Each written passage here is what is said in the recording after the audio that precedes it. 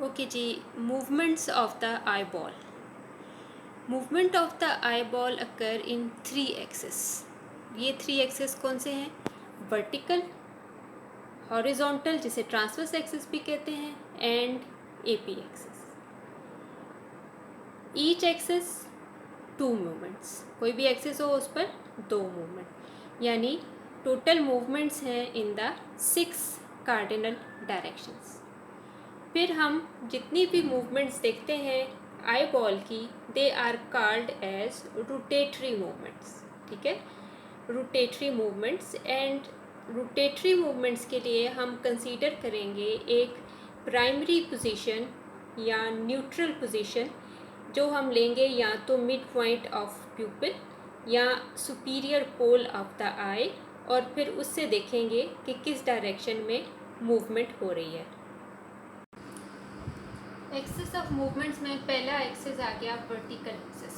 जैसे मैंने बताया, एक एक्सिस पे दो मूवमेंट। वर्टिकल एक्सिस पे होती है adduction and abduction. Adduction towards the mid line when the eye ball rotates medially, and it is abduction is away from the mid line, laterally rotate करेंगे। ठीक है, अब ये देखो, ये अगर आई बॉल और ये सेंटर में प्यूपिल, तो ये बिल्कुल वर्टिकल एक्सिस है।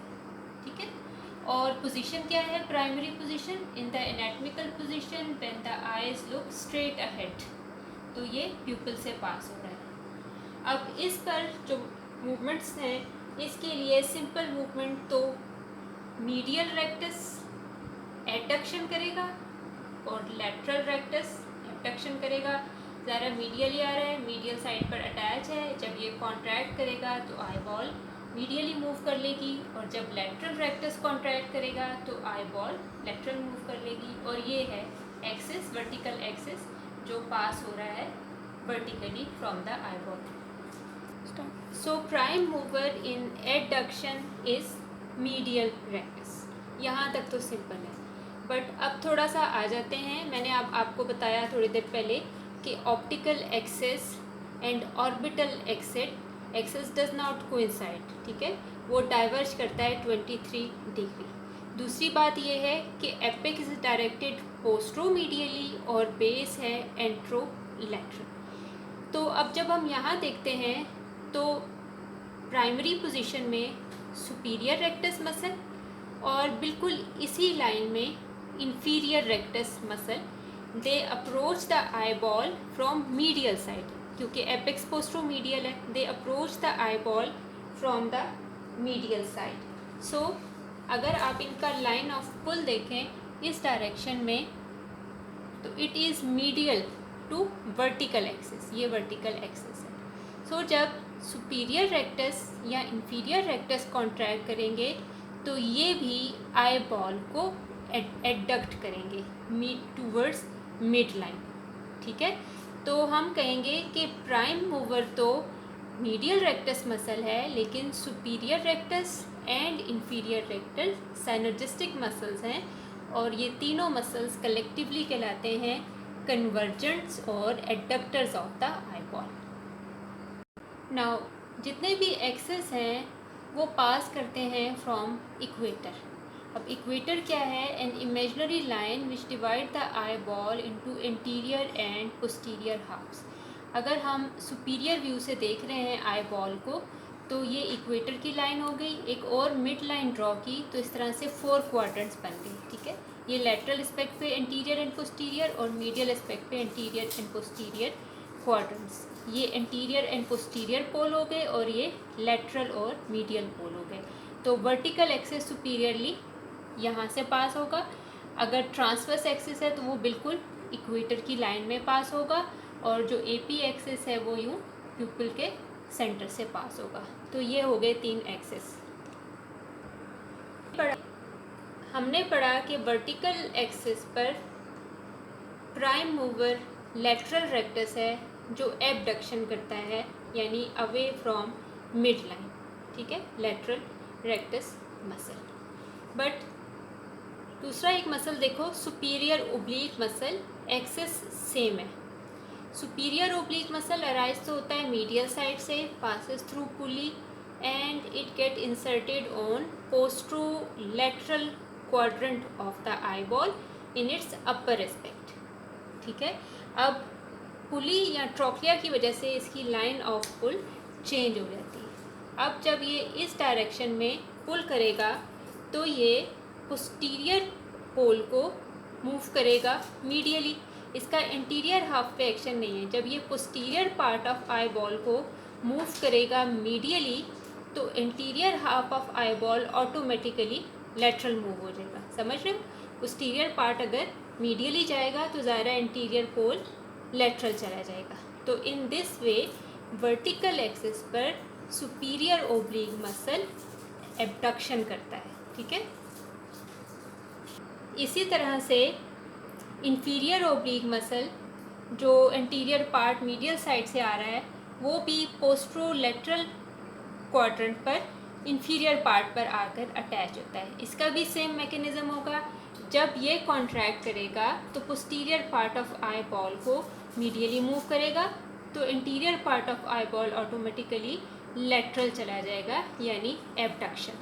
तो हम कहेंगे कि एब्डक्शन की मूवमेंट में lateral rectus is prime mover, लेकिन उसके सिनर्जिस्टिक मसल्स कौन से हो गए? Superior oblique and inferior oblique. Second axis है हमारे पास ट्रांसवर्स एक्सिस या हॉरिजॉन्टल एक्सिस। ट्रांसवर्स एक्सिस पे फिर से दो मूवमेंट्स होंगी।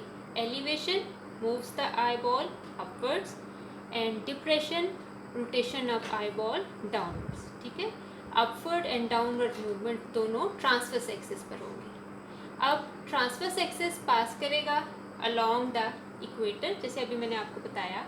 अब इस ट्रांसवर्स एक्सिस पर एक तो सिंपल है superior rectus muscle, superior attach है स्क्लेरा पर। जब ये कॉन्ट्रैक्ट करेगा तो ज़ाहिर है आई बॉल एलिवेट करेगा। दूसरा मसल जो इसके अंदर सिनर्जिस्टिक है डैट इज़ इंफीरियर ओब्लिक।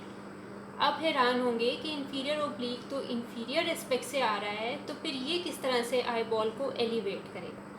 तो इसके लिए समझ लो कि इसका action posterior part of eye ball पर है। ठीक है, इसने यहाँ कुछ नहीं करना। इंफीरियर ओब्लिक क्या करेगा? Posterior part of eyeball को डिप्रेस करेगा। ठीक है, जब posterior part of eye ball depress होगा, डाउनवर्ड मूव करेगा, तो automatically interior part of eyeball will move up. ठीक है, तो इसका एक्शन कहाँ है? पोस्टीरियर पार्ट के ऊपर। तो inferior oblique cause depress the back of eyeball. ठीक है, so interior part of eyeball elevates. तो in this way inferior oblique cause elevation. दूसरी मूवमेंट है डिप्रेशन, यानी downward rotation of eyeball. तो इसमें मेन मसल तो simple हो गया inferior rectus muscle, inferior aspect पे अटैच है स्क्लेरा के। जब कॉन्ट्रैक्ट करेगा तो eyeball will move down, तो इसको कहेंगे हम डिप्रेशन। लेकिन दूसरा मसल है सुपीरियर ओब्लिक मसल। फिर से वही बात कि सुपीरियर आ रहा है और डिप्रेशन कर रहा है, तो इसका भी action posterior part of eye ball पे। ये क्या करेगा? It elevates the posterior part of the eyeball, and when posterior part of the eyeball elevate तो automatically interior part of the eyeball depress हो जाएगा। In this way superior oblique and inferior rector cause depression of the eyeball। अब हम एक step आगे चलते हैं। Primary position में when the eyes look straight ahead दो मसल्स थे inferior oblique and superior rectus जो एलिवेशन करते हैं। ठीक है, ये तो एक सिनेरियो हो गया। अब दूसरी पोजीशन क्या है? When the I is already adducted. ठीक है, यानी मीडियल रेक्टस की हेल्प से आई एडक्टेड या मीडियली रोटेटेड है, इस पोजीशन में आ गई।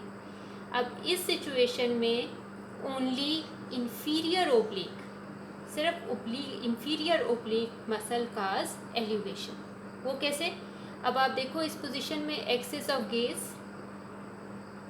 ये है और जो लाइन ऑफ पुल है ऑफ इंफीरियर ओब्लिक मसल वो भी सेम डायरेक्शन में। So the line of pull of muscle और axis of gaze coincide and this is in this position purely inferior oblique cause elevation of the eye.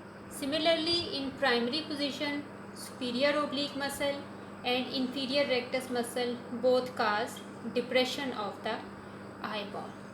But when the eyeball is adducted position, already adducted है with the help of medial rectus muscle, तो इस situation में आप देखें axes of gaze medial directed है and line of pull जो superior oblique का है वो भी सेम डायरेक्शन में है। तो इस पोजीशन में कि आई बॉल एडक्टेड है तो सुपीरियर ओब्लिक, सिर्फ superior oblique alone cause the depression of eyeball. So अगर क्लिनिशियन ने चेक करना हो purely action of superior oblique या इंफीरियर ओब्लिक, तो वो क्या करता है, पहले पेशेंट को कहेगा कि फिंगर को फॉलो करते हुए मीडियल देखो, जब आइज़ एडक्टेड हो जाती हैं तो फिर वो कहता है ऊपर देखो और नीचे देखो। जब एलिवेशन करेगा तो इंफीरियर ओब्लिक का एक्शन चेक होगा और जब डिप्रेशन करेगा तो सुपीरियर ओब्लिक का एक्शन चेक होता है। लेकिन प्राइमरी पोजीशन में दोनों मसल्स मिल के करते हैं, superior oblique and inferior rectus, right.